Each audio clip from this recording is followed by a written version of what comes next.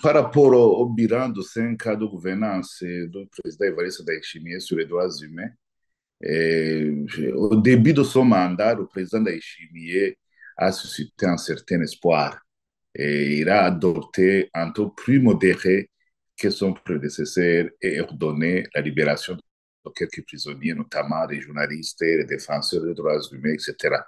Mais ce terrain n'a pas été consolidé parce que très vite, les pratiques répressives se sont intensifiées et la situation des droits humains s'est à nouveau détériorée parce qu'on a vu qu'il y avait beaucoup de violations, il y avait des arrestations arbitraires d'opposants politiques et défenseurs des droits humains, journalistes. Et on a assisté à des tortures et mauvais traitements, des détention, souvent dans des lieux secrets et des services nationaux de renseignement.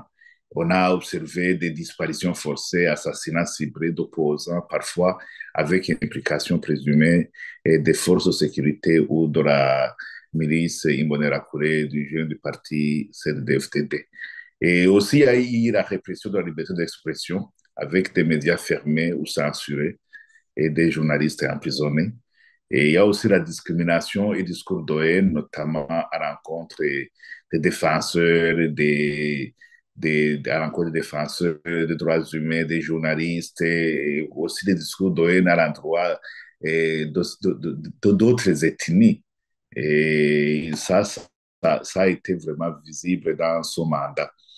Et oui, il y a eu des gestes quand même symboliques, positifs, certaines libérations médiatisées, des discours appelant à la discipline au sein des forces de sécurité et des visites dans les provinces pour dialoguer avec la population. Mais ces actions restent isolées. Et aucune réforme institutionnelle de la justice. La justice a toujours été instrumentalisée durant son mandat par l'exécutif et on l'utilise comme un outil de répression des opposants. Donc, l'impunité reste généralisée au Burundi. Et c'est pour cela, oui, il y a aussi les ONG indépendantes qui ont été contraintes à l'exil ou dissoutes. Les activités politiques de l'opposition sont étouffées. Et vous savez ce qui s'est passé pour le parti CNR de Agathon Rwasa.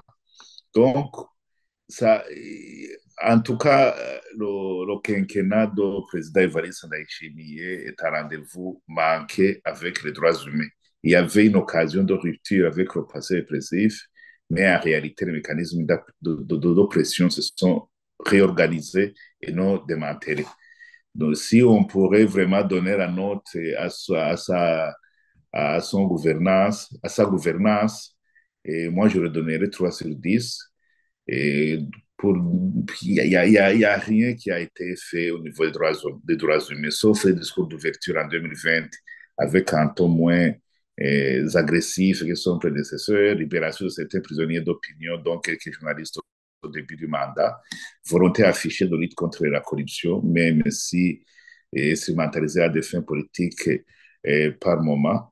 Mais pour le point négatif, il y a beaucoup de violations qui se sont vraiment qui se sont qu'on a observé notamment la recrudescence des violations des droits humains, torture, détention arbitraire, disparition, il y a la répression de la société civile, des médias indépendants, la fermeture ou le musulman des ONG critiques, absence de réforme judiciaire, persistance de l'impunité pour les crimes graves, utilisation continue des Imbonerakure pour des actes de répression souvent violents, et à la répression aussi des hommes politiques de l'opposition.